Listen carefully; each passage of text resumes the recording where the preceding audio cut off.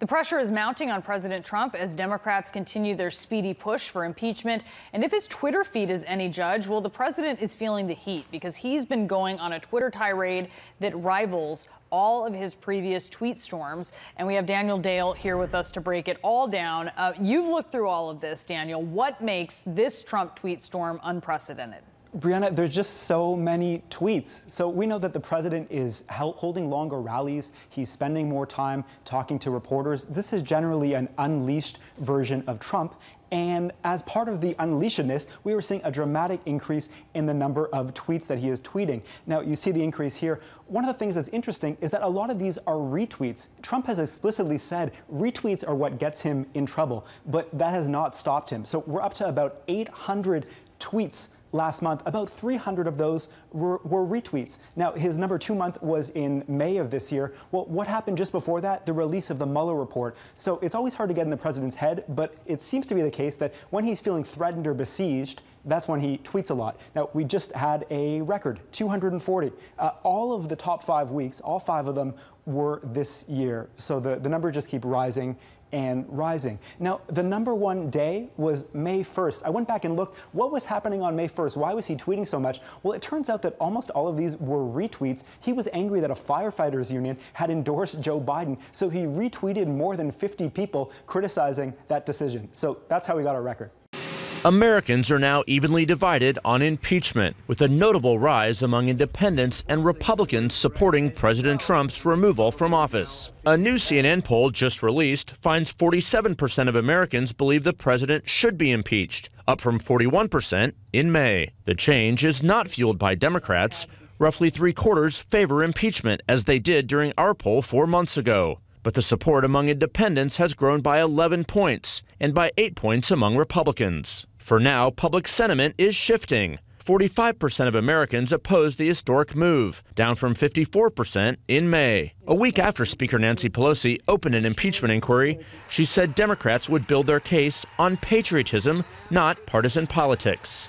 Let us try not to make it further divisive, but we cannot ignore our oath of office to protect and defend the Constitution of the United States. The call for impeachment is resonating among younger Americans, the poll found, with 60% of those under 35 now in favor of removing Trump from office, compared to 43% who felt that way in May. The shift comes from within his own party. Among Republicans and GOP-leaning independents under age 50, support for impeachment has climbed from 9% in May to 22% now. As the House is set to begin hearings and depositions this week, the poll finds that 48% of Americans say the president abused his power to gain political advantage against his rival Joe Biden in his conversations with the Ukrainian president. 39% say Trump did not improperly use his office, and 10% say they need to learn more. While the poll shows unmistakable movement, Democrats still have a case to make to the broader American public. He wants to mount a defense. I'm certainly willing to listen to it,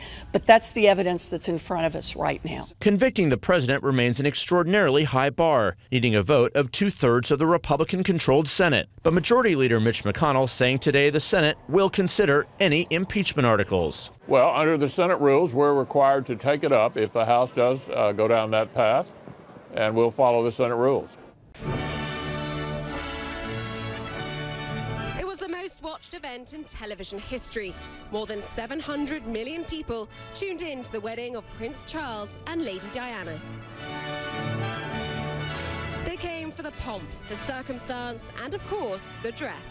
In many ways, she was a reality TV star before reality TV existed. She was a Twitter star before Twitter existed. She was just this focus of attention, not just for Britain, but the whole world.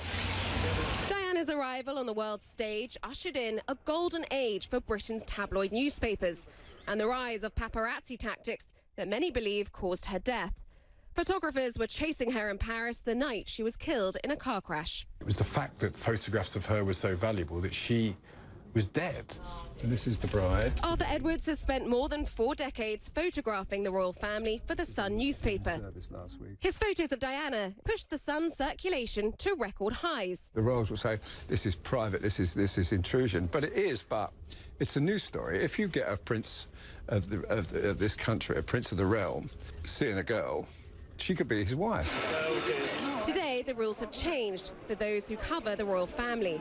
You cannot knock a door knocker more than once if it's on a story. You cannot harass people. You cannot follow people in cars. You can't do any of that. And there are sharper elbows from Diana's sons, Princes William and Harry, who still blame the press, in part, for the death of their mother. What you see today is a very guarded royal family. William and Harry have both been very clear in terms of what is acceptable when reporting on their private life, and yet the press always takes it a step further. In 2016, Harry issued an unprecedented statement condemning the press when he felt the initial reporting of his and Meghan's relationship crossed the line. They've drawn a line in the sand. They've said, OK, this is enough, back off or we'll restrict all kinds of access. Newspaper reporters and photographers have complained about the limited space they're being offered at the actual wedding ceremony itself. They say they had much better access at the wedding of William and Kate, and that was 6 years ago. Since then, the royal family has grown a huge social media presence. Why would you want your message to be mediated by people who are scurrilously looking for a story if you didn't have to? And I suspect that's what they think now. On Monday, Harry and Meghan quickly responded to a scandal surrounding Meghan's father. The couple issued a statement asking for, quote, understanding and respect. But on Tuesday morning, the story was front and centre, splashed across page 1. Anna Stewart, CNN, Windsor.